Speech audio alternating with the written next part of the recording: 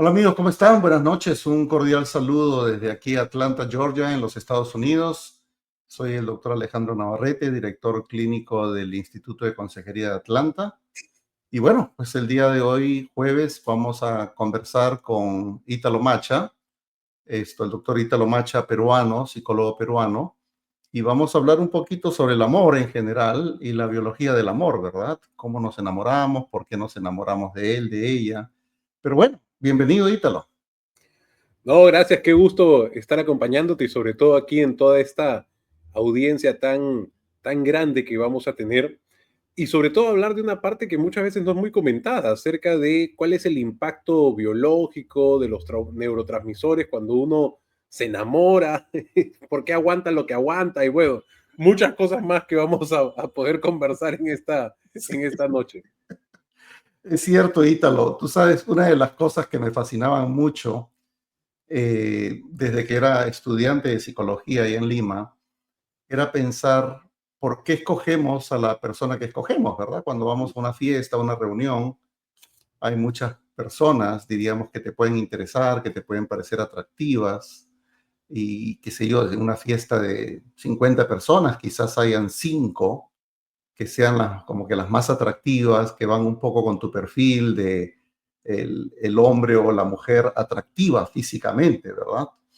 Y pues a veces uno comienza el proceso de cortejo, el proceso de seducción, el proceso de conocernos, que comienza con un proceso de mirada, pero resulta que de esas 5 quizás empatas más con una, pero no te terminas casando con esa persona, no necesariamente terminas teniendo hijos con esa persona, aunque muchas veces, otras veces evidentemente puede ocurrir, ¿verdad? Entonces, yo tenía en la universidad, tenía un amigo que era súper bailarín, pero no era el prototipo, yo diríamos, yo lo veía como hombre y yo decía, bueno, no es el prototipo ideal que quizás a muchas mujeres les pueda gustar, porque uno tenía como un estereotipo diríamos, del perfil masculino que le podía atraer a muchas mujeres, ¿verdad? Entonces uno primeramente pensaba en lo físico, en pues tener, diríamos, brazos fuertes, espaldas anchas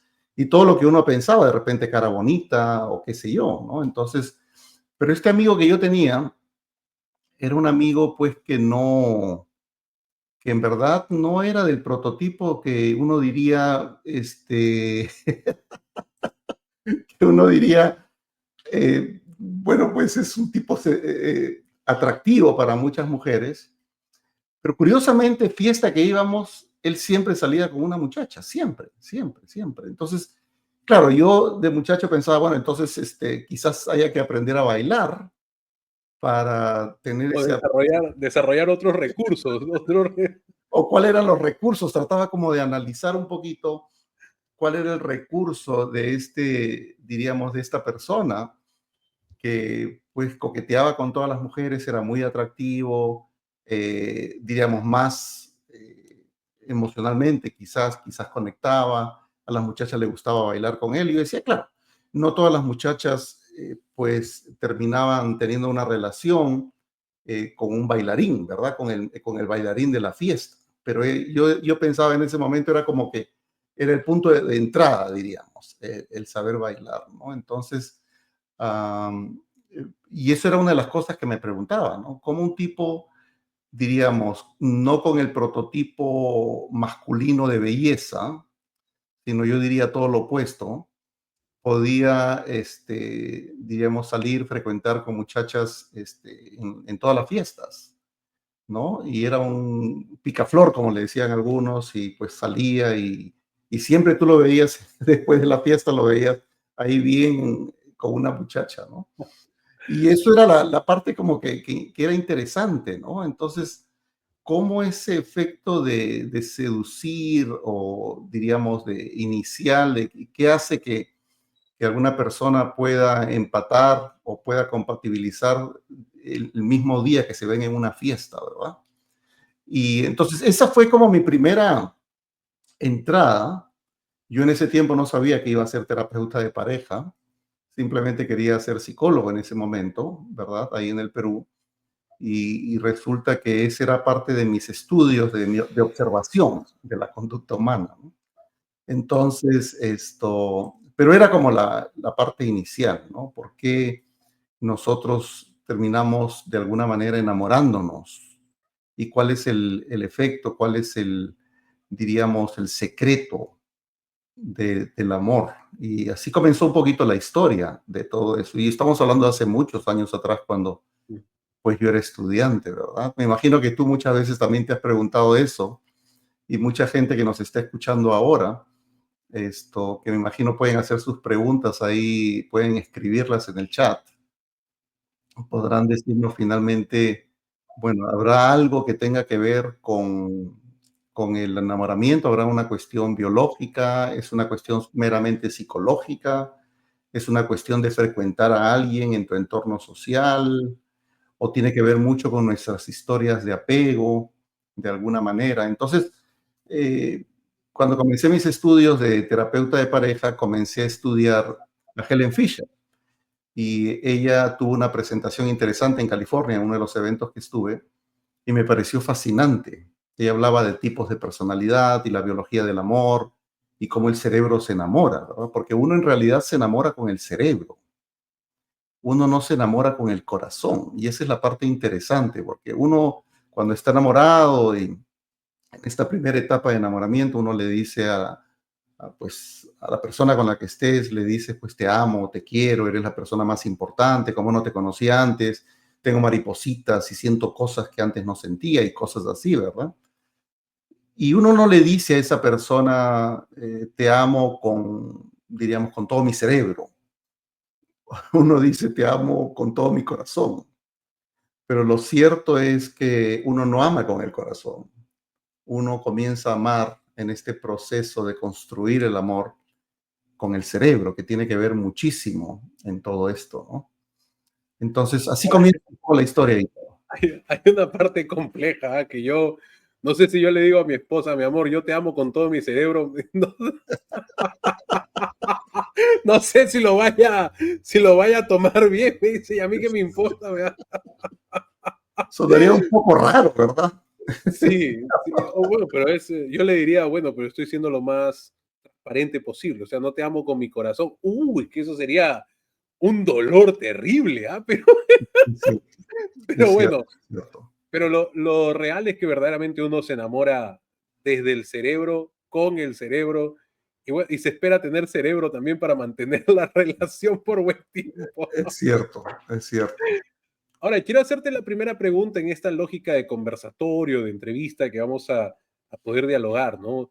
Ujú, Dentro de estos estudios de Helen Fisher, que pudiste estar en California, que es lo que estás mencionando, bueno, primero cuéntanos un poquito quién es Helen Fisher y ujú. luego trata de responder qué ocurre en nuestro cerebro cuando nos enamoramos, o sea, qué cambios son los que ocurren en todos los neurotransmisores, en las feromonas, o sea, qué pasa dentro de nosotros cuando vivimos esta experiencia. Bueno, pues esa es la pregunta del millón de dólares, ¿verdad? Esto, porque todo comienza con una mirada de seducción. Hay todo un proceso y toda una secuencia, diríamos, en esto, ¿verdad? Hay una atracción física, evidentemente, que está muy cargada de componentes químicos. Definitivamente, el cerebro tiene básicamente tres funciones fundamentales en la vida del ser humano, porque estábamos hablando del cerebro, pero el cerebro, una de las primeras funciones que tiene en la vida humana es mantenerte vivo, es que tú estés bien, es protegerte, es cuidarte de alguna manera. Por eso es que ante situaciones de peligro, el cerebro comienza a inundar nuestro sistema, diríamos, todo el torrente sanguíneo con una serie de químicos que van a hacer de que tus músculos se pongan más fuertes, para que tú puedas correr mejor, para que puedas huir a la situación de peligro o para que puedas atacar frente a una situación de violencia eminente, ¿verdad?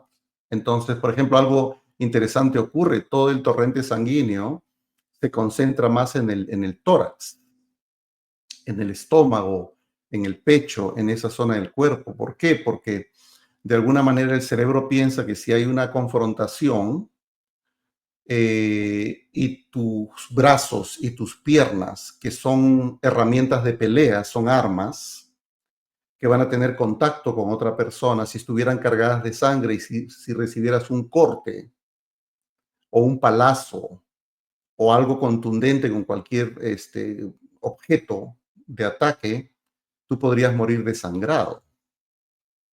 Entonces, pueden cortarte un brazo y puedes sobrevivir en la pelea y seguir luchando por muchos minutos más todavía, ¿verdad? Entonces el cerebro analiza cuáles son las situaciones de vida o muerte, cuáles son las situaciones en las que tu vida, tu integridad podría estar en peligro. Por ejemplo, en la seducción ocurre algo interesante. Supongamos que vas a un bar o a una fiesta, ¿verdad? Y tú miras a una muchacha y la muchacha te mira a ti. El primer paso lo da la mujer generalmente, ¿verdad? Porque la mujer comienza a entender de que la mirada que el hombre le da directamente a los ojos pueda ser interpretada como una señal amenazante, como que puede ser un predador sexual, ¿verdad? O una mirada de seducción en la que las pupilas se dilatan de tal manera de que comienza a percibir de que, es una persona que me gustó como miró, ¿verdad? E interpreta la mirada no como una mirada amenazante, depredadora, sino la interpreta más como una mirada de seducción, como que me gustó. Y ahí viene el siguiente paso. Por ejemplo, la mujer mira al hombre, quizás pueda sonreír o simplemente lo mira. Si el hombre baja la mirada antes que ella, eso inconscientemente va a ser interpretado como que es un hombre que no tiene suficiente testosterona o fuerza como para poder criar a los hijos. Porque la mujer lo que piensa en realidad, bueno, los dos evidentemente, es que esa es la segunda función del cerebro, que es mantener la especie, que es reproducirnos y tener crías saludables, ¿verdad? Entonces, por lo tanto, en una mirada de seducción estamos analizando a milésimas de segundo si esa persona con su mirada podría ser un candidato interesante como para poder procrear y tener hijos. Claro, nada de esto es consciente, es meramente biológico, ¿verdad? Entonces, a la hora... Alejandro, y una disculpa que interrumpa, pero esto me parece sumamente interesante, sobre todo si es que te estoy siguiendo directamente. Esto quiere decir que desde saque siempre queremos estar con una persona media luchona, confrontativa, que me aguante la intensidad de caracteres, o sea, No necesariamente, porque recuerda que ese es el primer contacto. ok, ¿Sí? ok, Ahí no hay enamoramiento, no hay nada. Es simplemente como un escaneo, un testeo, claro, un ya. testeo de lo que hay a mi alrededor, ¿verdad? Entonces, ¡pum! Hay un tipo que me gusta, me parece interesante, me parece atractivo, Sí. lo miro, ¿verdad? Y si él me mantiene la mirada, y esa mirada la interpreto como que es una mirada amigable, Seductora, claro, claro. seductora de alguna manera, quizás ella va a mantener la mirada, pero en un momento ella va a bajar la mirada, ¿verdad? Si él baja la mirada primero, ella lo va a interpretar como que no es un hombre fuerte. Entonces, ella no quiere procrear hijos con un potencial hijo, con una persona que ella vaya a cuidar, sino que ella lo que busca biológicamente es un cuidador para que la proteja a ella durante la gestación y cuando nace el bebé y para que cuide a las crías de alguna manera. Por eso es que este torbellino de químicos, porque estamos hablando de la primera conexión, ¿verdad? Ya hubo algo, ya hubo algo. Después, en un momento dado, te la presentan a ella, te lo presentan a él, y ahí es donde viene la parte química del olfato. Porque nosotros, los hombres y las mujeres, estamos segregando feromonas todo el tiempo. Y algo pasa interesante, por ejemplo, cuando la mujer está ovulando también. hay una ovulación oculta que le llaman, ¿verdad? Que lo que ocurre es que eso queda en el ambiente y se transmite a nivel de feromonas. Las feromonas, por ejemplo, femeninas, se segregan a través de las axilas, ¿verdad? Y a través de la orina. Y es interesante, porque esto es algo muy primario, ¿eh? Muy animal, muy básico, diríamos. Acá no hay cuestiones emocionales, psicológicas, ni nada de eso, ¿verdad? Entonces, y el hombre segrega feromonas también en las axilas y en el semen. Es básicamente donde segrega feromonas. Entonces, cuando una mujer está ovulando inconscientemente, se pone más coqueta, ¿verdad? Las otras mujeres que pueden, de alrededor, que pueden percibir, otra vez, biológicamente, químicamente, que hay una mujer que está ovulando, ¿sí? Se ponen mucho más celosas y mucho más aprensivas con las parejas que han llevado a la fiesta. Como que acá hay una leona, me puede quitar a mi león. O sea, es una cosa así que funciona de una manera muy interesante, ¿verdad? Pero recuerden, esto es algo químico, no vayan a malinterpretar lo que estoy diciendo, ¿verdad? Y los hombres comienzan a percibir también a través de las feromonas que hay, diríamos, una persona que está disponible. Y si hay una serie de conexión y el match perfectamente, ahí puede comenzar a darse el paso de, por ejemplo, sacarla a bailar. Y a la hora que la saco a bailar, abro los brazos, no para enseñar mis bíceps, sino es para segregar todas las feromonas que yo tengo inconscientemente. Si eso es compatible de alguna manera con los genes y con los químicos que tiene esta mujer, va a comenzar el proceso de atracción y de ahí podemos movernos a las siguientes etapas o a los siguientes niveles. Si no, no, ahí se queda el asunto. Porque, por ejemplo, puede ocurrirte que haya un hombre muy atractivo, pero muy atractivo, o una mujer muy guapa, ¿verdad? Que tú te acercas a ella y algo pasa en esa conexión que como que no me gustó. No, no sé, hay algo que no me llamó la atención, ¿verdad? A los hombres nos llama la atención más, por ejemplo, más que una mujer delgada, nos llama la atención más la cintura y las caderas. Entonces es interesante porque muchas personas diríamos, de modelos y qué sé yo, piensan que la idea de poder atraer más hombres es a través de bajar de peso y que estén flacas y delgadas. Pero una mujer súper delgada, ¿verdad? Que no tiene caderas, sino tiene una cintura un poco más pequeña, no va a haber una forma de atracción, por lo menos físicamente. Los hombres atraen más a través de su voz. Inconscientemente, el hombre, cuando conversa con una mujer, modula el tono de la voz y entra con un tono de voz mucho más bajo. Eso lo ayuda a generar más testosterona y eso hace que se vuelva mucho más atractivo. Por ejemplo, muchos hombres pueden decir, oye, mira esa chica que está bailando, qué cuerpazo, ¿verdad? Y las mujeres también van a hacer lo mismo, definitivamente, pero a la hora que estamos hablando de atracción y cuando ha habido esa conexión y te lo presentas, si hablas y conversas con él, hay esa conexión química y el siguiente paso de la atracción es la voz.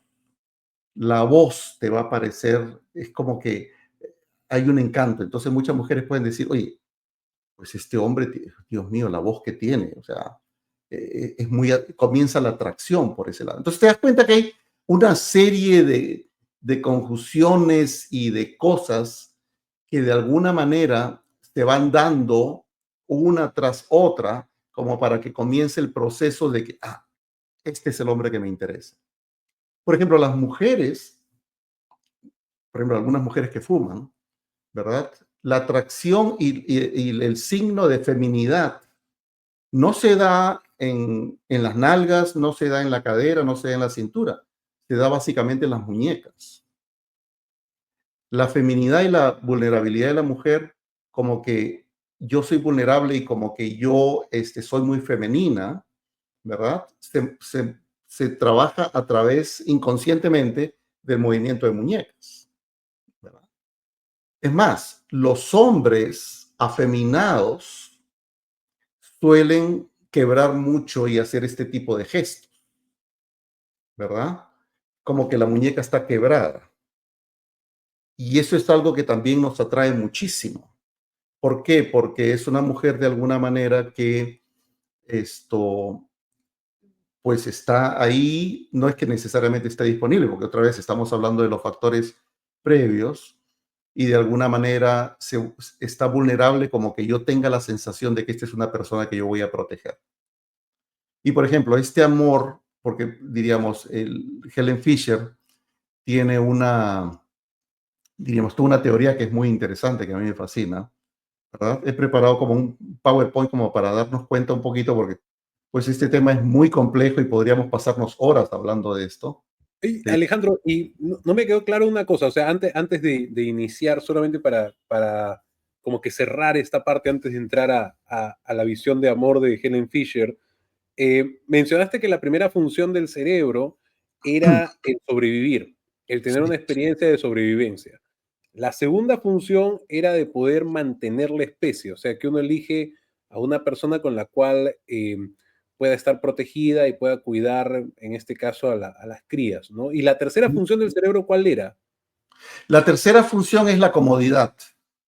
Ok, Es ponernos en situaciones que sean cómodas, confortables. Básicamente, el cerebro siempre va a buscar una comodidad, ¿sí? Por eso es que las redes sociales tienen mucho efecto y diríamos, y tienen un gran impacto en nosotros, porque el cerebro no quiere aburrirse. El cerebro lo que hace es tratar de gastar la mínima energía posible. claro. ¿Por qué? Porque el cerebro pues el cerebro produce mucha energía, una cantidad de energía impresionante, que quema muchas calorías en todo el proceso de pensar o desarrollar habilidades, etcétera, etcétera, ¿no? Entonces, hay ciertas habilidades de que las personas no practicamos y el cerebro da por entendido de que esta habilidad ya no se necesita. Por ejemplo, si tú no estudias idiomas desde pequeño, pues algún día de adulto lo puedes hacer, pero no vas a sonar como un hablante nativo de ese idioma. Claro. Y si, por ejemplo, desde pequeño no desarrollas el tocar el violín, puedes hacerlo desde adulto, pero quizás difícilmente vayas a ser diestro. ¿Por qué? Porque el cerebro entendió de que esas habilidades no las necesitaban más. Entonces, con las redes sociales funciona una cosa así, de alguna manera, ¿verdad? El cerebro él está buscando actividades y trata de estar en un estado de no pensar en nada. ¿Para qué? Para ahorrar energía. Básicamente así funciona, ¿no? Pero esos son los tres trabajos principales que tiene nuestro cerebro, ¿verdad? Entonces, claro, pues todo esto tiene que ver con una activación general de todo lo que es diferentes áreas del cerebro, ¿no? El hipotálamo, la corteza prefrontal que tiene que ver con la toma de decisiones, lo mismo que la amígdala que tiene que ver con las reacciones, digamos, con muchos comportamientos humanos, ¿verdad? Que tiene que ver con la emoción, con las decisiones, la motivación, etcétera, etcétera, ¿no? Y estos son básicamente los principales neurotransmisores o hormonas del amor, ¿sí? Y vamos a hacer esta presentación brevemente para poder pasar, porque veo que hay unas preguntas que están bien interesantes también, ¿verdad? Y es la dopamina, es una de ellas, que es la sensación de placer y recompensa. Por ejemplo, cuando uno tiene una relación y uno sale y uno conoce a una persona, claro, va a haber una dopamina, pero a morir. O sea, comenzamos mucha dopamina porque tiene que ver mucho con el placer inmediato, ¿sí? Por eso es que, por ejemplo, hay ciertas sustancias estimulantes, como la cocaína o como ciertas drogas que van a desarrollar mucha dopamina y te van a dar una sensación inmediata de placer. Y la adicción se da porque el cerebro se acostumbra a producir dopamina de una manera rápida, violenta. Entonces cada vez estamos buscando tener una inyección de dopamina como para estar en esta sensación de placer constante. Pero la oxitoxina es en sí la hormona del amor, básicamente, pero es el amor del apego, de la confianza, ¿no? Por ejemplo, las mamás que están dando de lactar, esto desarrollan mucha oxitocina y a mayor cantidad de oxitocina desarrollan una leche de mayor calidad. Y eso hace que la conexión con el bebé sea sumamente fuerte, ¿sí? Y esto se da durante los primeros 2 años, básicamente, que pues supuestamente debería durar la etapa de lactancia, de repente un poquito más, algunas un poquito menos, pero ese contacto con nuestro bebé hace que desarrolle oxitocina. Un abrazo de un amigo, de alguien, puede desarrollar oxitocina. Ya se sabe que no solamente uno puede desarrollar oxitocina solamente dando un abrazo, sino también uno visualizando situaciones agradables, ¿verdad? Como soñando en situaciones agradables, el cerebro también hace que tú desarrolles oxitocina. Y el estado de ánimo se da básicamente por la segregación de serotonina. Y la norepinefrina tiene que ver con la atracción física y la excitación también, ¿no? Y claro, la Helen Fisher, que es una antropóloga, bióloga, ella habla de estas 3 fases del amor, ¿verdad? Que es la fase que describíamos hace un momento, de este primer encuentro, de vernos, de mirarnos y qué sé yo, tiene que ver con el deseo, con la lujuria. Le llama lujuria, pero pues, suena un poquito fuerte la palabra lujuria, ¿verdad? Pero es es el deseo inicial, es la atracción inicial, la que tú dices, uy, Dios mío, este es mi hombre, esta es mi mujer, ¿sí? El amor romántico tiene que ver más con el enamoramiento, ¿verdad? Es la etapa de enamoramiento, ¿sí? Y el apego, que podríamos decir que es el amor duradero, porque no de todos los novios que tú has tenido o todas las novias con las que has salido, que te has besado, tú te has enamorado y has desarrollado un vínculo en las cuales has tomado la decisión de compartir el resto de tu vida con esa persona, porque esto tiene que ver mucho también con un tema de decisión, ¿verdad? En Colatep, en Lima, que el 17 de mayo voy a estar haciendo una presentación sobre infidelidad. Voy a tocar algunos puntos también de cómo influye el cerebro en esta parte de la infidelidad. ¿Qué tiene que ver esto? Porque algunas personas me preguntaban si en realidad estamos diseñados para ser monógamos, ¿verdad? O tener parejas múltiples. Y hay explicaciones muy interesantes que nos llevan a que en realidad un cerebro saludable te lleva a la monogamia, no a la poligamia. Eso es lo interesante, ¿no? Y la etapa 3 tiene que ver con el apego, este vínculo emocional estable, que tiene que ver con una decisión, ¿verdad? Y cada una de estas etapas tiene diferentes tipos de químicos, ¿no? Entonces, estas son las fases del amor que ella lo conoce. Y claro, en el deseo, que la etapa 1 tiene que ver mucho la testosterona y el estrógeno, ¿verdad? Entonces, ah, la testosterona está presente en los hombres y en las mujeres, ¿verdad? Pero se desarrolla mucho mayor cantidad en los hombres y aumenta el deseo sexual y la agresividad, pero el estrógeno también en las mujeres aumenta mucho el deseo sexual, ¿no es cierto? Entonces, eso tiene que ver con la atracción física y ahí es donde se produce el ritmo cardíaco. Por eso es que la gente piensa que ama con el corazón, porque el corazón como que se acelera, también tiene que ver con la sudoración, ¿verdad? Todo esto es algo biológico, básicamente, ¿no? Esto impulsado por las hormonas, básicamente, que tiene que ver con la testosterona y el estrógeno, ¿sí?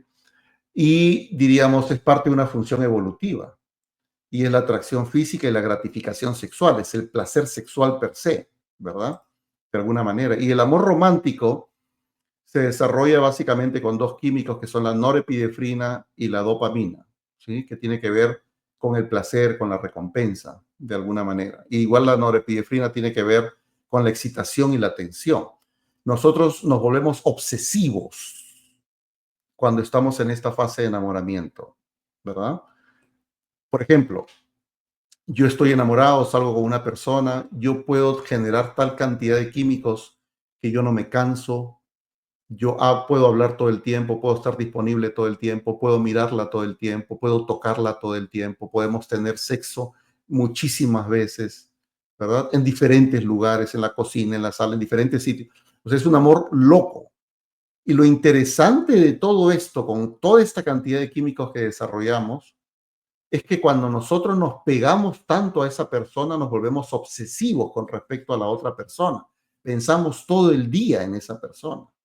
qué está haciendo, si está bien, está mal, la llamo por teléfono, podemos hablar a las 3 de la mañana y perder básicamente el sentido del tiempo. Entonces, todo eso tiene que ver con esta etapa del enamoramiento. Ahora, lo interesante de esta fase del enamoramiento es que como estamos tan protectores y tan pegados a nuestra pareja, se calcula que esta etapa puede durar entre 2 a 3, 4 años. Y si te pones a pensar los 4 años, porque recuerda que la principal función del cerebro, ¿cuál era? Era mantenernos vivos y la procreación. Claro. Tenemos un bebé, ¿ok?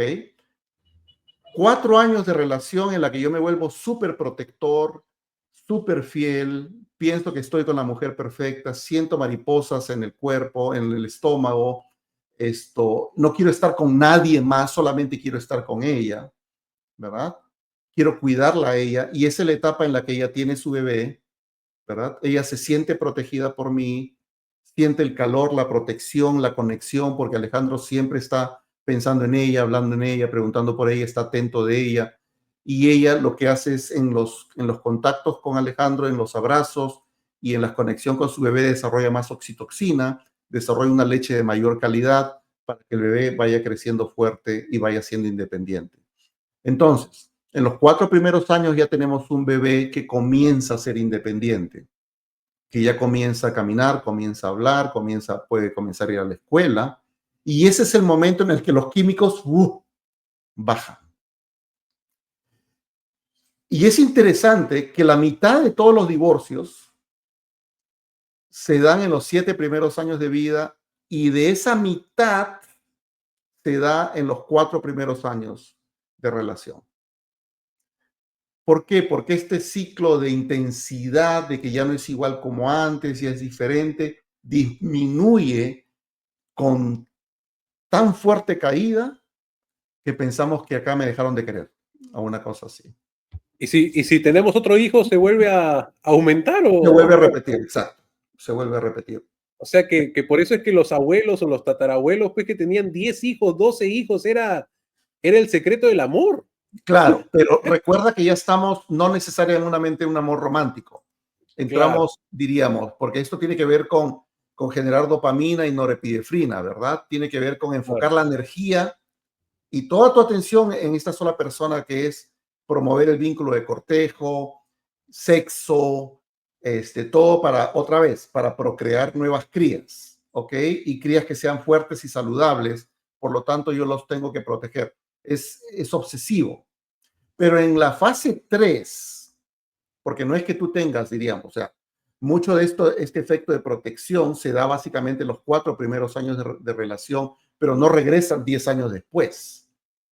Si a Ok. eso te refieres exactamente, ¿verdad? Sí, sí, No es sí. que con La cada broma, hijo la vuelva otra broma vez iba a la más fase de por, enamoramiento. No, no, claro, no, no es así. la broma iba por ese lado, ¿no? O sea, Claro, que haya, claro. reinicio el conteo. Exacto, Entonces, exacto, exacto. Entonces, en esta fase del apego, ¿verdad? Es donde desarrollamos más oxitocina, ¿verdad? Que esto genera mucho la intimidad con los abrazos, los besos, las relaciones sexuales. Y esta hormona favorece el vínculo emocional. Genera todo lo que es confianza en la relación. El apego básicamente se da en la relación de pareja. Entonces acá es donde viene la famosa pregunta. Este hombre me gusta, este hombre me parece atractivo, este hombre tiene todas las condiciones biológicas, tiene todas las condiciones sociales. ¿Será el hombre que yo quiero? ¿Será él la persona que me va a querer y que me va a cuidar, me va a proteger y con el cual puedo pasar el resto de mi vida? Porque, ojo, en las 2 primeras fases, tú puedes convivirla con cualquier relación inicial. Por eso es que en la infidelidad hay mucha energía, ¿verdad? Con la nueva pareja y uno piensa que se está enamorando otra vez. Por eso es que de cada 9 personas, de cada 10, 9 personas que dejan a su mujer o a su esposo por irse con el amante, esa relación no funciona. Porque toda esta generación de químicos va a decaer tanto que después, terminando el cuarto año para el quinto año, tú vas a decir, ¿qué hice? Esta relación resultó mucho más complicada y compleja y peor que la anterior, porque ya no sientes esas mariposas que dices tú haber sentido y que mucha gente que ya no se acuerda que las sintió en su primer matrimonio, no se acuerda porque hay un problema de memoria ahí y dice, tú eres la mujer que yo buscaba, tú eres el hombre que yo buscaba. ¿Dónde estabas? Y pienso que eres la persona que he querido más en mi vida. Pero eso se da en los 4 primeros años, porque después hay que entrar otra vez a esta situación en la que generamos confianza. ¿Confianza por qué? Porque uno resuelve esta pregunta. ¿Me cuidará? ¿Me querrá? ¿Me respetará? Eso tiene que ver con el desarrollo de la oxitoxina y el desarrollo del amor a un largo plazo. Esa es la parte interesante de cómo funciona esto, ¿no? Esto me hace recordar mucho a una mujer que un día me dijo, mira, ella se había casado 2 veces y se había divorciado 2 veces. O sea, tenía 2 divorcios encima. Me dijo, del primero nunca me debí separar y Ujú. del segundo nunca me debí casar.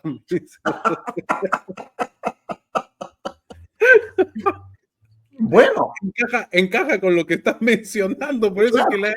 por eso es que le he recordado, ¿no? Del Y primero nunca debí separarme y del segundo nunca me debí casar con ese pato. O sea, sí, o de repente era un mal matrimonio y está bien que te hayas casado. El problema está en que cuando te consigues otra pareja, entra otra vez ese ciclo de seducción, ¿verdad? Ese enamoramiento, que enamoramiento no significa amor necesariamente, enamoramiento es esa segunda fase, recuerden, es la etapa 2, en la que yo pienso que esta persona me gusta, comenzamos a salir y ahí es donde viene toda la interacción, los besos, los abrazos, sexo y todo eso. Y esa etapa de mucha carga química puede durar 4 años, básicamente, ¿no?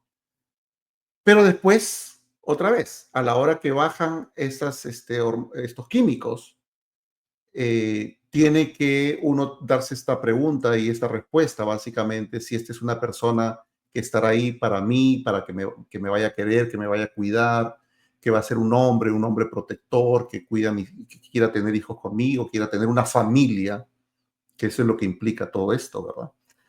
Y lo y vas a esa es un poquito la tercera parte que mencionaba sobre la comodidad, o sea, para que se pueda sostener toda esta experiencia, tiene que ser una experiencia que no solamente me lleve a tener una buenas crías, sino verdaderamente a yo sentirme cómodo, a gusto, confortable, o sea, tener un espacio armónico, ¿no? O sea, cierto. de lo contrario, los niveles de estrés o sea, de cortisol, de adrenalina, van a comenzar a intoxicar toda esta experiencia que estás mencionando ahorita, ¿no?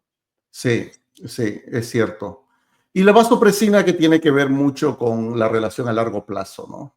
Y a lo que es la fidelidad, básicamente.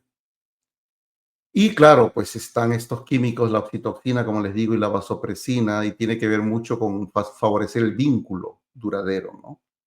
Tiene que ver que, bueno, se trabaja básicamente en esta etapa lo que es la tranquilidad, la seguridad y como tú decías bien, ¿no? El sentirme bien, ¿verdad? Esta unión emocional y que es esta compañía a largo plazo.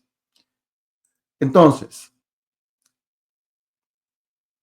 hay una serie de factores, no solamente biológicos, hay también psicológicos y sociales de por qué nos juntamos con alguien, por qué decidimos ser novios de alguien, ¿verdad? ¿Por qué decidimos establecer una relación con alguien? Y es básicamente el, diríamos, comienza mucho con la atracción física, ¿verdad? La atracción física tiene que ver muchísimo con, diríamos, con toda la parte que tiene que ver con la parte que te gusta, ¿verdad? Color de cabello, el rostro, todas las señales físicas atractivas, ¿no? La similitud tiene que ver con sentirnos atraídos por personas que comparten muchas de nuestras creencias, valores religiosos, este, similitudes en la personalidad también, ¿verdad? Y la proximidad, que tiene que ver mucho con esa cercanía física, como por ejemplo crecimos en el mismo barrio o nuestra familia frecuentan. También ese es uno de los factores que de alguna manera trabajamos en el mismo lugar, tenemos la misma profesión o qué sé yo, o tenemos el mismo hobby, etcétera, etcétera. Y hay una atracción recíproca porque esto es algo que siempre va de un lado a otro, ¿verdad? Saber que alguien se siente atraído por nosotros puede aumentar nuestra propia atracción hacia esa persona. Esto que tiene que ver con la reciprocidad. Y hay algunas características también que le llamamos deseables, como rasgo de personalidad, como que tenga un buen sentido del humor, o que sea una persona que yo admiro por su inteligencia, o porque canta bonito, o porque dibuja bonito. Ese todo lo que Gottman llamaba el área de lo que es admiración. Admiración. Los factores sociales también tienen que ver, ¿verdad? Que tiene que ver con el círculo social en el que yo también me muevo. Y también hay necesidades emocionales y físicas, ¿verdad? Pues que esto también tiene que ver muchísimo, ¿no? Hay hasta necesidades económicas de alguna manera o la gente se junta por ciertos intereses también. Muchas parejas pueden funcionar a ese nivel, ¿verdad? Y excitación y novedad que tiene que ver con otra vez que esta adrenalina y la emoción de experiencias compartidas pueden intensificar de alguna manera todo este romanticismo, ¿verdad? Y pues hay otros factores que Helen Fisher describe en todo esto que me parecen muy interesantes, ¿no? Que tiene que ver con los modelos internos del apego, ¿no? Dice ella, desde la infancia desarrollamos modelos internos basados en cómo nos vinculamos con nuestros cuidadores. Si aprendimos que el amor es seguro y disponible, tenderemos a buscar relaciones similares. Pero si hubo abandono, rechazo o inestabilidad, podríamos sentirnos atraídos por relaciones que de alguna manera reactivan estos patrones en un intento inconsciente de repararlos. Fíjate qué interesante, ¿no? O sea, cómo estas historias de apego pueden de alguna manera también influenciar en la pareja que nosotros elegimos. Aquí hay algo desde la gestal, ¿no? O sea, esas situaciones inconclusas, por más que han sido hace mucho tiempo atrás, siempre Sí, tienden a querer resolverse, ¿no? Siempre tienden a querer que se concluya la historia y sí, o sea, reparar la historia personal, familiar, o sea, uno inconscientemente siempre va a querer ir hacia el ciclo terminado, ¿no? sí, sí, sí, sí, sí. Colate.com es la página web. Si ustedes quieren participar en nuestro congreso que va a ser en Lima, pues ahí está la página web, colate.com. Ahí pueden encontrar información en internet del evento que vamos a tener en mayo y el evento que vamos a tener en agosto, por si acaso. ¿Sí? Bueno, seguimos.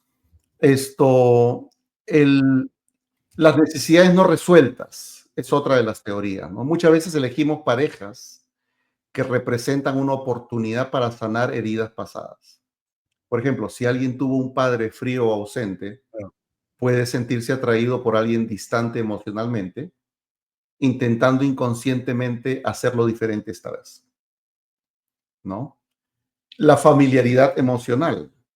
Lo que nos resulta familiar tiende a resultarnos atractivo, incluso si no es lo más sano. A veces repetimos dinámicas disfuncionales simplemente porque nos resultan conocidas. Fíjate qué interesante, ¿no? Cuando alguien dice, oye, pero su papá era alcohólico, se casó con un alcohólico, se casó con un borracho, ¿no? Como que no lo entiendo, o está tratando de rescatarlo, o tiene que ver con uno de estos factores como la familiaridad emocional, la complementariedad psicológica. Elegimos personas que complementan nuestras necesidades conscientes o inconscientes. Por ejemplo, alguien muy protector puede sentirse atraído por alguien más dependiente, o alguien que teme al compromiso puede buscar inconscientemente a alguien inalcanzable, ¿verdad? O estas famosas parejas que tampoco se quieren comprometer, ¿verdad? Como que están como que dan vueltas y vueltas y como que no se quieren comprometer, tienen miedo al compromiso. Y muchas veces tiene que ver con experiencias de heridas anteriores o incluso traumas, ¿no? Factores biológicos y químicos, ¿no? Pues la atracción física, el olor, ¿no? Corporal. Hay un olor que nosotros tenemos un olor consciente e inconsciente, ¿verdad? Y hablamos de las feromonas no huelen, no tienen ningún olor. Un olor consciente te puede decir, ah, esto huele a fresas o esto huele, no sé, a jazmín o huele a algo. Pero hay un olor que es imperceptible, pero que de alguna manera llega al sistema límbico y conecta esa parte emocional de la atracción, ¿no? Que tiene que ver otra vez con todo lo que hemos estado hablando de la química, ¿verdad? Que tiene que ver muchísimo con la relación. La etapa vital y creencias culturales también influye el momento de la vida en que nos encontramos y las creencias culturales o sociales que tenemos sobre el amor, el matrimonio y los roles de género. En resumen, no elegimos al azar. Generalmente buscamos en la pareja algo que nos resulte familiar, algo que necesitamos o algo que inconscientemente deseamos reparar. Es una mezcla de biología, de psicología, de historia personal y de cultura. Y estos sistemas pueden afectarse de forma independiente o simultánea. Una persona puede sentir deseo por una persona, amor por otra y apego por una tercera. Recuerden que hay varios tipos de amor, ¿verdad? Una madre hacia su hijo, hermanos, etcétera, etcétera. La química cerebral del amor romántico es similar a la de una adicción, lo que explica por qué el enamoramiento puede ser tan absorbente y tan obsesivo, de alguna manera. ¿Sí? Estas son algunas cosas. Acá hay diríamos, un resumen: los modelos internos, necesidades no resueltas, factores biológicos, familiaridad emocional, complementariedad psicológica, la etapa vital y creencias culturales. Entonces, claro, hay una resonancia emocional e historia personal, pues de alguna manera el cerebro busca repetir lo conocido, como les decíamos, hay esta química cerebral, atracción biológica, características que admiramos, que ya lo habíamos mencionado de alguna manera, proyección y fantasía, proyectar lo que queremos ver en el otro, el estar disponibles porque de repente no es el momento para establecer una relación a largo plazo, ¿verdad? Claro. Nos enamoramos de ciertas personas porque de manera consciente e inconsciente tocan nuestras heridas, deseos, necesidades o ideales más profundos. El amor no es solo una elección racional, es una danza entre lo que necesitamos, tenemos, admiramos y soñamos. Ahora, creo que pues quiero pasar a las preguntas, porque Helen Fisher también habla de los tipos de personalidad que afectan al amor. Tal vez esta parte sería como para hacerla en un segundo webinar, En un porque segundo webinar, ¿verdad? es ¿No? mucho más profundo.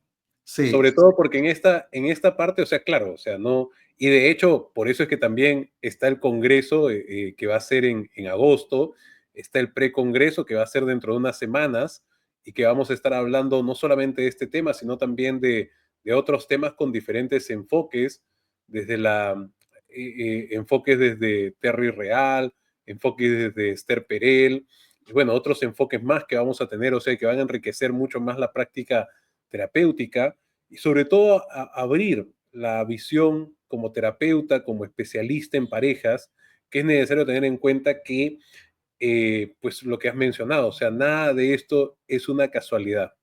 Y en la medida en que nosotros como terapeutas podamos estudiar, prepararnos, clarificar esta capacidad que vamos a poder tener en la sesión de ayudar a las personas a hacer un insight, a hacer una capacidad de darse cuenta, va a ser mucho más preciso, ¿no? O sea, más aún de saber que, oye, ¿por qué te juntas? O sea, hay personas que dicen, y al final, ¿qué le vi? O sea, ¿qué tenía este hombre? Todo el mundo me decía, tátala. No, acá yo ya puedo tener una respuesta de aproximación. Ah, tú le viste, o sea, que había una situación, pues, de que querías reparar en tu historia, o esta experiencia era media cotidiana, sí, ¿no? O este olor a trago ya te parecía medio familiar, o etcétera, etcétera, etcétera, ¿no? Entonces, pero ya el hecho de formarnos, de tener este tipo de conversatorios, hace que haya un ingreso mucho más profundo, ¿no? Y justamente si van a poder ingresar a colatep.com, van a poder pedir informes, hay ciertos regalos que hay, o sea, algunos libros por la inscripción que van a poder tener acceso, y eso verdaderamente es un elemento clave que va a diferenciarte de un terapeuta promedio a un terapeuta que sea verdaderamente efectivo y que tenga mucho más impacto. Sí, sí, gracias, Ítalo. Sí, ahí está colatep.com otra vez para que ustedes puedan inscribirse al precongreso en Lima ahora 16, 17 de mayo. Hay una promoción ahí en la misma página web que si se inscriben al precongreso y al congreso les hacen un descuento, pero ahí vamos a estar hablando de todo eso. Yo voy a estar con diferentes personas que, pues todos los que trabajan con parejas o los coaches o las personas, ministros religiosos, pastores, que quieran interesarse por trabajar con parejas. Colatep es un movimiento que estamos generando para poder traer gente con mucho talento que de alguna manera comparta a nivel de Latinoamérica los conocimientos de cómo desarrollar y trabajar con parejas. Pero vamos a ir a las preguntas, Yo Ítalo, tengo aquí porque...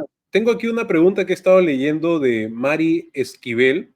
Mari Ajá, Esquivel ha escrito varias preguntas. Voy a tratar de condensar porque entiendo ya la idea clara de lo que ella ha mencionado, ¿no? O sea, ok, ¿qué ocurre con las personas que se enamoran de otras que viven en otro país o que ujú, viven distanciadas, ¿no? O sea, ¿qué pasa en el cerebro cuando alguien se enamora de otra persona que está en otro país? O sea, gente que, por ejemplo, la conozco en un chat o la conozco en algún lugar, o sea, y claro, estamos poniendo de premisa que estamos jugando bien, ¿no? O sea, hay claro. videoconferencias, hay llamadas, hay diálogos, la persona es romántica, me manda poemas, yo estoy enamorada de su voz, de la forma de expresarse, o sea, ¿cómo podríamos ver todo esto? ¿Cómo podríamos observar todo esto desde este componente? O sea, ¿qué es posible? ¿No es posible? ¿Qué es lo que ocurre en este contexto?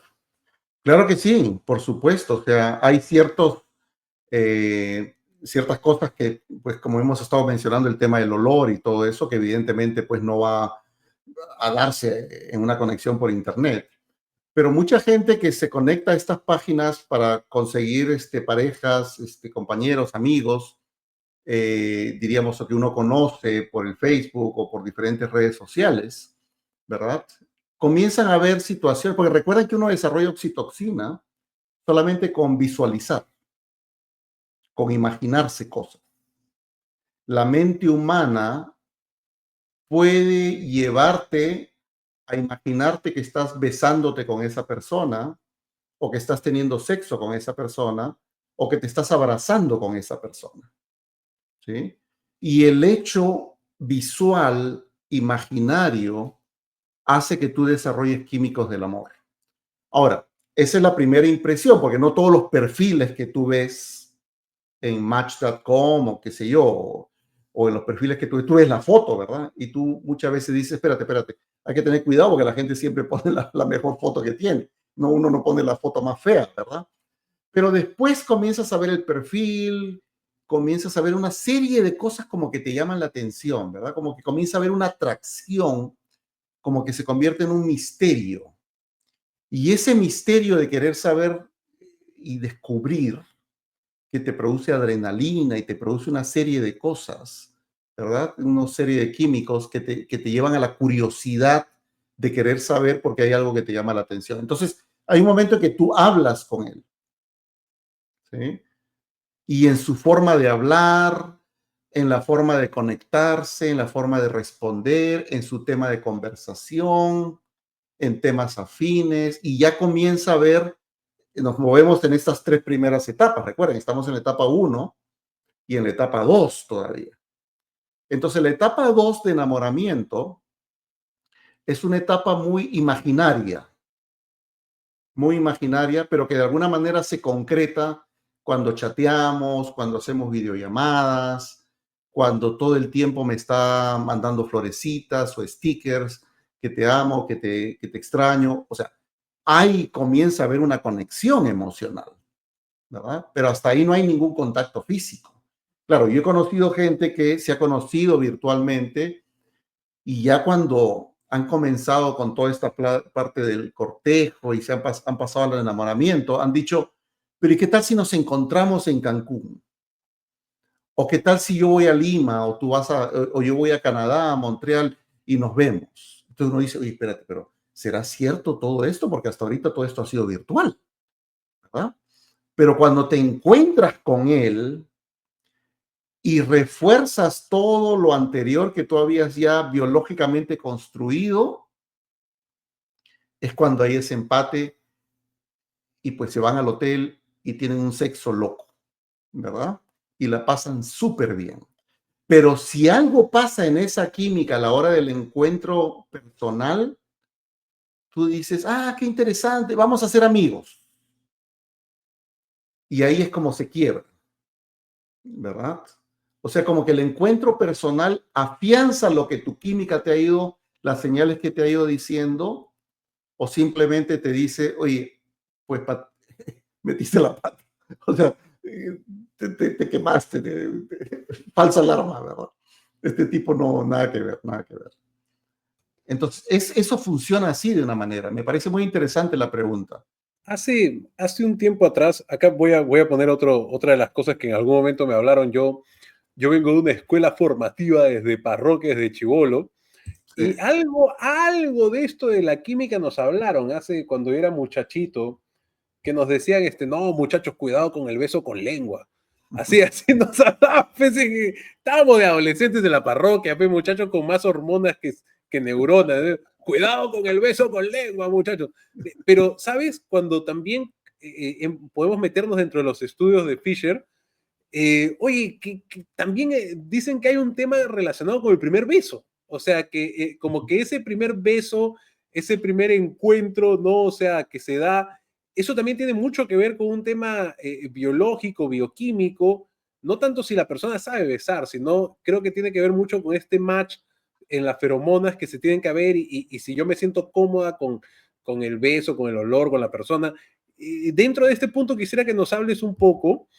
Y también recuerdo en la universidad una chica que me estuvo hablando de, oye, tú eres amigo de tal, sí, Leo, tú estuviste saliendo con él, y me dijo algo así. O sea, sí, yo salí, pero me acuerdo que, mira, o sea, no, yo no tengo nada en contra, pero simplemente me acuerdo ese día que nos besamos y como que no hubo química, algo pasó, no funcionó. O sea, el tema del beso, Fisher también lo menciona, habla un poquito de esto. Pero claro, claro que sí, porque recuerda, todo esto es a nivel primario, a nivel químico, a nivel animal, que tiene que ver otra vez. Yo mencionaba en la etapa en que la mujer, por ejemplo, estaba ovulando y cómo ella suele en la etapa de la ovulación ponerse más coqueta, salir, ir a una reunión. Y claro, esto no es algo consciente, no es que diga, oh, quiero buscar ahí un hombre protector o con el que tener hijos. Eso es algo totalmente inconsciente. En la etapa del beso, diríamos, y de la conexión física, otra vez, el cerebro está desarrollando permanentemente estos químicos que logra entender a través del olor esto, que otra vez yo hablaba de un olor que es consciente, que es un olor racional, que tú sabes a qué huele, pero recuerda que las feromonas no huelen, pero las feromonas a la hora que entran en tu sistema cerebral, ¿sí? Recuerda que las feromonas se transmiten a través de las axilas, básicamente, ¿ok? Entonces, viene el abrazo, viene el contacto, tú estás segregando estas feromonas y tu cerebro comienza a interpretar muy en el inconsciente si la química de él en el beso es compatible de alguna manera a lo que tú estás buscando. Por ejemplo, de alguna manera el cuerpo sabe si la persona con la que te estás besando va a tener una carga genética similar o diferente a la tuya. Por ejemplo, si tu sistema genético que heredaste de tus antepasados, de tus padres, tiene tendencias a desarrollar cáncer al pulmón, qué sé yo, o determinados tipos de enfermedades, tú no tienes esa carga genética. Entonces, por ejemplo, tú tienes un sistema digestivo muy fuerte, ¿verdad?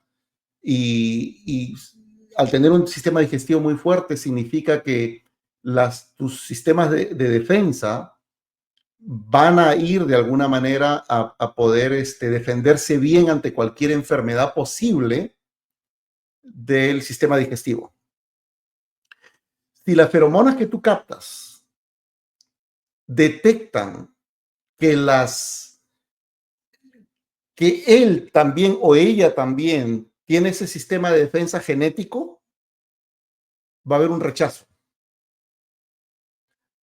Lo que curiosamente vamos a buscar es una persona que tenga una diferencia genética a la mía, porque si yo tengo buen sistema de defensas en el sistema digestivo y ella tiene un buen sistema de defensas para el sistema respiratorio, vamos a crear un bebé más saludable, más fuerte, con más probabilidades de sobrevivir. Esa es la parte interesante, ¿te das cuenta? Pero nada de esto es consciente. Nada de esto es consciente. Entonces, en el primer beso, tú te vas a dar cuenta que sí hay una compatibilidad total, en que sí hay esa posibilidad genética, esa diferencia genética, y ese es el primer paso en el que te va a llevar a ese enamoramiento, ¿no? Muy interesante, ¿no? Esto, ¿qué otra pregunta, Ita, lo que te pareció interesante? Bueno, hay muchas preguntas que están interesantes, Sí. ¿verdad? Acá mencionan, ¿y en qué momento se marcaría la diferencia entre el apego que se genera con la pareja y la dependencia emocional? Bueno, hay varios tipos de apego también, ¿no? O sea, pero es una pregunta interesante porque a veces la palabra apego se interpreta de una forma peyorativa y el apego es ese vínculo que hemos tenido con el tutor primario y que luego pues vamos a tratar de vincularnos de diferentes maneras con la pareja. O sea, hay el apego evitativo, el apego desorganizado, el apego ansioso y el apego Sí. seguro, ¿no? O sea, pero bueno, pero cuéntanos un poquito más, o sea, en qué momento este apego se puede convertir en una dependencia emocional o cómo tener un límite con ello. Sí, pero tiene que ver mucho con lo que Terry Real habla de lo que es el niño herido y el niño adaptado, ¿verdad? O sea, a veces nosotros hemos tenido heridas desde niños con padres muy violentos o muy desapegados a nosotros en el sentido de que hemos tenido un trauma de abandono, en que nos han abandonado, en que yo me sentía sola, solo, y que de alguna manera no había esa correspondencia de mis cuidadores primarios de preocuparse por mi estabilidad, ¿no? Y muchas veces yo en este desarrollo emocional y a la hora que establezco una relación con otro ser humano de pareja, voy a buscar una persona que me proteja y que no me deje, y que estas señales de abandono puedan estar volviendo inconscientemente de tal manera de que yo me aferro a una relación, por más que sea una relación destructiva, tóxica. Entonces, de alguna manera, me vuelvo un dependiente emocional, como dice ahí, ¿no? Por ejemplo, y tú bien lo has dicho, el apego no tiene que ver con esto de estar apegado a otra persona, tiene que ver con el desarrollo emocional de los vínculos humanos que establecíamos con nuestros cuidadores primarios, ¿verdad? Por ejemplo, ayer tuve una charla con unos padres de familia de un colegio ahí en Lima que me invitaron a hablar sobre pues cómo poder criar, educar mejor a nuestros hijos en un colegio de primaria. Entonces yo les decía a ellos, por ejemplo, que qué importante es que los padres estén siempre disponibles a atender las necesidades emocionales de los niños, ¿no? Por ejemplo, hubo algún tiempo atrás en psicología que se pensaba que el dejar llorar a los niños era algo saludable.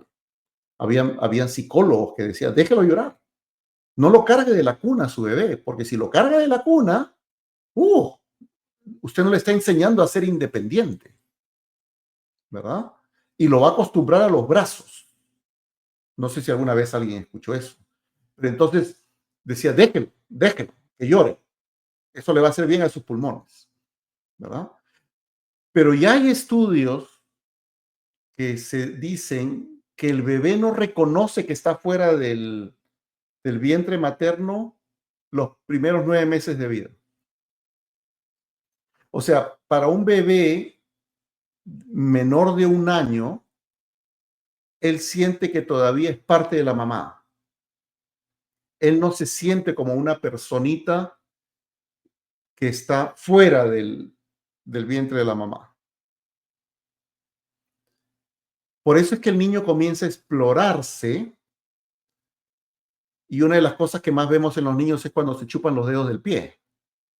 Cuando comienzan a explorar ellos su cuerpo y comienzan a ver cómo ellos tienen un cuerpo, como que ellos existen. Ellos comienzan a explorarse en sí mismos, pero los 9 primeros meses para un niño, el niño pertenece a la mamá. Entonces, dejar que un niño llore 2, 3 meses es una actividad traumática para el niño. Entonces, el niño necesita el calor de la madre, necesita el abrazo permanente de la madre. Es más, biológicamente los brazos de los hombres y las mujeres son diferentes.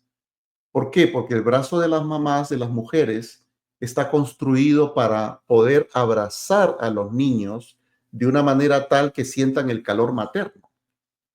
La lactancia es una actividad fundamental para el desarrollo emocional y psicológico del niño, ¿verdad? Por eso es que hay muchos médicos, muchos comerciales que salen ahí, lactancia hasta la máxima edad que se pueda, porque esa es una etapa fundamental, ¿no? Recuerden cuál era de las hormonas o de la química del amor, tiene que ver con la oxitocina. Entonces, la oxitocina hace que las mamás desarrollen una leche de mayor calidad. Por lo tanto, tus hijos tienen mayor probabilidad de generar su sistema de defensas de mayor calidad y poder vivir. Pero ahí es lo interesante. En el mundo actual, las mamás tienen que trabajar al mes de que han tenido a su bebé y tienen que volver al trabajo. Muy pocas tienen la suerte de decir, ok, me voy a dar el primer año libre o los 6 primeros meses libres. Eso no ocurre, ¿verdad? Entonces, muchos de estos temas generan problemas en el desarrollo de apego en los niños. No significa que nosotros los hayamos castigado, golpeado, gritado. Tiene que ver desde la conexión humana del contacto físico. Es más, hay estudios que han hecho, porque Bowlby, que era el que desarrolló, diríamos, la historia o toda esta teoría del apego, ¿no? O sea, en los hospitales de Inglaterra, ya por los años 50, los papás podían visitar a sus hijos que estaban en el hospital una vez por semana, 1 hora. Y Bowlby, que era psiquiatra, médico en el hospital, se dio cuenta de que algo estaba pasando. Los niños no se curaban, no sanaban, no crecían y no salían del hospital pronto. ¿Por qué? Porque los niños no tenían ese contacto humano. ¿Y por qué los médicos hacían eso? Porque los querían evitar que se enfermen, que se contagien con virus o con bacterias y qué sé yo, que los papás podían traer de fuera. Por eso es que el contacto era mínimo y a veces ni siquiera les permitían quedarse y tocar a los niños. Entonces imagínense una situación en la que no hay contacto humano. Los seres humanos estamos diseñados para estar con otros seres humanos y para tener contacto con otros seres humanos. Por eso es que el amor verdadero se forma a través de apegos saludables.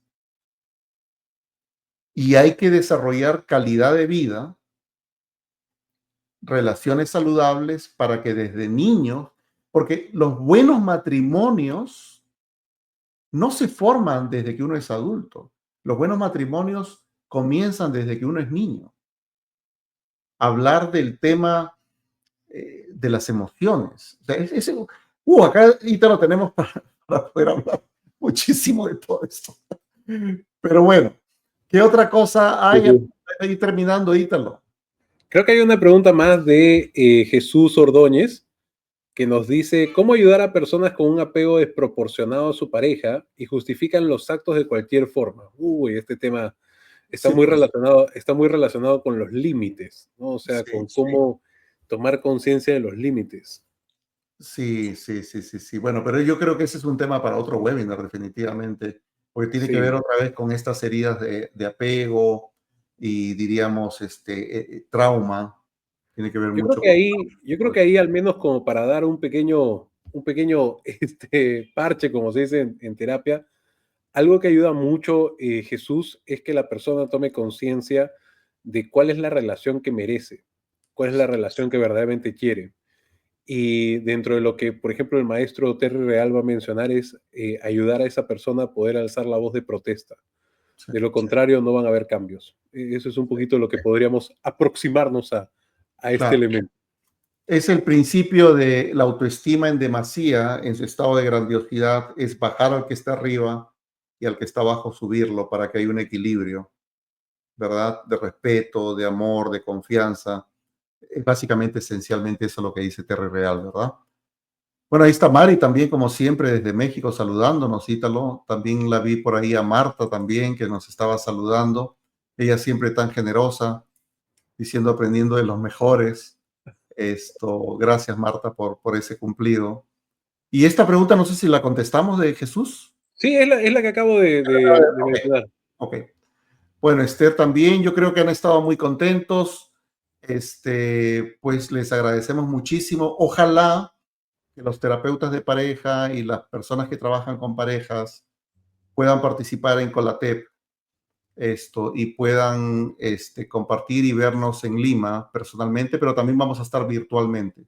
Inscríbanse, les va a gustar muchísimo, ¿verdad? Siempre traemos novedades, siempre traemos cosas muy actuales. Y este tema me alegra mucho que haya mucha gente que se haya conectado, pues, pero yo creo que hay mucho tema para poder desarrollar un segundo webinar sobre esto y tal. Lo Claro que sí. programaremos. Yo creo que la gente que se ha conectado por YouTube ha podido hacer más preguntas y no he podido leer las preguntas que se han hecho por el Facebook. Pero pues me imagino que han habido mucho más, ¿verdad? Y acá dicen, bueno, Esther dice que va a participar. Gracias, Esther, por la Genial. confianza. Eso es bueno. Magali, que hay una segunda parte, por favor. Le gustó mucho la clase. Bueno, un webinar, ¿verdad? Nosotros compartimos, porque estamos hablando muchas veces a profesionales que, pues evidentemente de esto conocen mucho también, porque la idea de Colatep siempre ha sido nosotros poder tener una, diríamos, una asociación de terapeutas que quiera mejorar la calidad de vida de las parejas con las que nosotros trabajamos, ¿sí? Esa es la Y idea. hay algo que Helen Fisher tiene un libro que se llama ¿Por qué amamos? Y justamente este es un libro el cual se va a obsequiar a todas las personas que se inscriban. O sea, es uno de los libros que vamos a obsequiar. Otro es el PowerPoint de la última masterclass que se dio del doctor Baldeón, que es sobre abordaje terapéutico en las parejas. Y otro es una grabación. Es una grabación, es un masterclass bastante privado sobre la infidelidad, que implica un trauma o drama, que es la ponencia que hiciste tú, Alejandro, en el Congreso en el 2024. O sea, que son esos tres obsequios a todas las personas que van a ingresar, que van a poder acceder a ellos. Solamente tienen que entrar a colatep.com y de ahí ir al chat para que se puedan inscribir. Y lo otro es que, bueno, yo tengo un grupo de WhatsApp para terapeutas latinoamericanos. Si no están ahí, los invito a participar. Mándenme un WhatsApp a ese número que esté ahí abajo. Es 4+1-404-663-4158. Ahí vamos a poder ser parte de un equipo grande de terapeutas. Somos como 300 personas ya en ese grupo y todos son terapeutas de diferentes países. Siempre son bienvenidos todas las personas que quieran interesarse más y crecer más en este campo de la terapia de pareja. Sé que algunas personas que han estado conectadas no son terapeutas, no son psicólogos, pero también pueden seguirnos en nuestras redes sociales. Y siempre damos temas de interés al público en general también. Les agradezco muchísimo. Ítalo, muchísimas gracias por tu tiempo. Feliz día del trabajo. Estás trabajando el día de hoy, a pesar que es feriado. Acá en Estados Unidos no se celebra el día del trabajo, el día de hoy. Se celebra en septiembre, curiosamente. ¿Sí? Y bueno, gracias amigos. Dice, ¿dónde me inscribo para todo, para lo del Congreso? Tienes que ir a colatep.com. Colatep.com. Colatep.com. Ahí está toda la información, están todos los profesionales que van a hablar, ahí están los datos para que te puedas inscribir. Colatep.com, ahí vas a tener toda la información para poder, diríamos, para poder vernos. Ahí dice, Alicia dice, ok, gracias, interesante los últimos comentarios, gracias. Jimena, gracias por la información. Wow, Dios mío, o sea, estamos, Dios mío, una bendición que haya podido haber tanta gente acá escuchándonos el día de hoy. Gracias.